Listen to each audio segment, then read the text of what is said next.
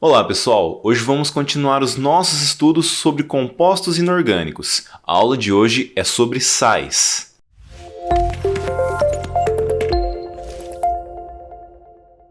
Os sais são compostos que em meio aquoso libera a menos um cátion diferente de H+, e um ânion diferente de OH-. Os sais são formados por reação de neutralização, isso é, o ácido mais uma base forma um sal mais água. Hoje nós vamos ver sobre a nomenclatura e classificação dos sais. Os sais podem ser classificados em sais neutros, sais ácidos e sais básicos. Os sais neutros são formados por reação de neutralização de ácidos e bases com forças iguais. Um ácido forte mais outra base forte forma um sal neutro. Um exemplo de sal neutro é a formação do NaCl. O ácido clorídrico, que é um ácido forte, reage com o hidróxido de sódio, que também é uma base forte, formando o cloreto de sódio. Nós nomeamos os sais neutros da seguinte forma. Primeiramente o nome do ânion, D, e o nome do cátion. Um exemplo de sal é o cloreto de sódio, NaCl. Já os sais ácidos são formados na reação entre um ácido forte e uma base fraca, ou se não, na reação parcial de um ácido.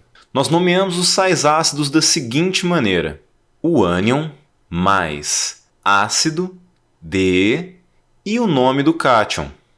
Um exemplo de sal ácido é o sulfato ácido de sódio. Outra nomenclatura para os sais ácidos é hidrogeno mais o nome do ânion, D, e o nome do cátion. Também podemos falar o sulfato ácido de sódio como hidrogeno sulfato de sódio. A terceira forma é informando o número de hidrogênios ionizáveis que o ácido que formou o sal básico possui.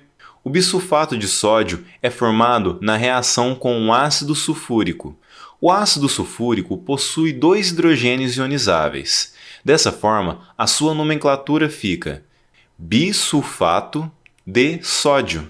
Os sais básicos possuem as mesmas regras de nomenclatura que os sais ácidos, trocando somente o hidrogeno por hidroxi e o ácido por básico. Dessa forma, fica da seguinte maneira: o nome do ânion mais básico, D, e o nome do cátion, ou hidroxi mais o nome do ânion, D, e o nome do cátion.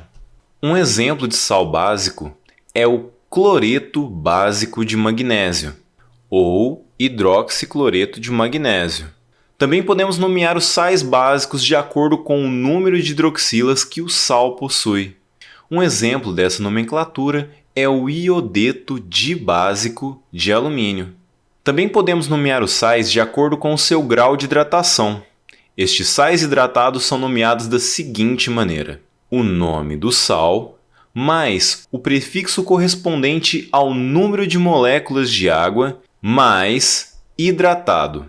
Um exemplo de nomenclatura de um sal hidratado é o sulfato de cobre pentaidratado. Também existem os sais duplos, que são formados por 2 cátions ou 2 ânions. Para nomearmos um sal duplo formado por 2 cátions, nós nomeamos da seguinte maneira: o nome do ânion mais D, e primeiramente o cátion mais eletropositivo, posteriormente o cátion menos eletropositivo. Um exemplo de sal duplo formado por 2 cátions é o sulfato de lítio e sódio. Já os sais duplos formados por 2 ânions, nós nomeamos o ânion mais eletronegativo, o ânion menos eletronegativo, mais D, e o nome do cátion.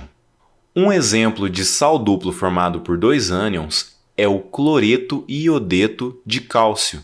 Veja que o cloreto e iodeto são ligados por um hífen. Bom, nós podemos estudar os sais de acordo com a solubilidade. A solubilidade depende da combinação dos ânions que formam esses sais. Nós vamos ver algumas regras para eles.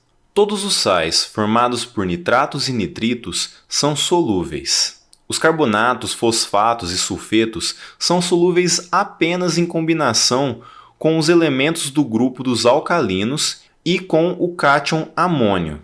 O sal será insolúvel se a combinação for feita entre halogênios e os cátions de prata, cobre, mercúrio e chumbo.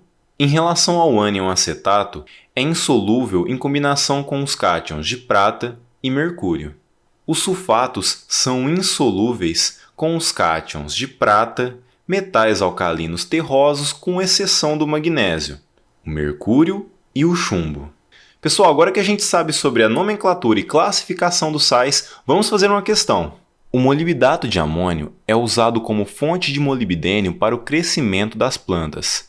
Sabendo que esse elemento do símbolo MO pertence à mesma família do crômio, Cr, e que a fórmula do ânion cromato é CrO4 2-, assinale a alternativa que traz a fórmula correta do molibdato de amônio.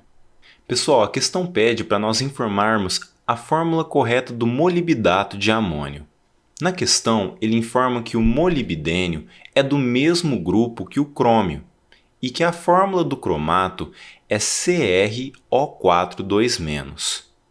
Se nós pensarmos que a fórmula do molibdato é parecida com a fórmula do cromato, então nós temos como fórmula do molibdato o MoO4 2-.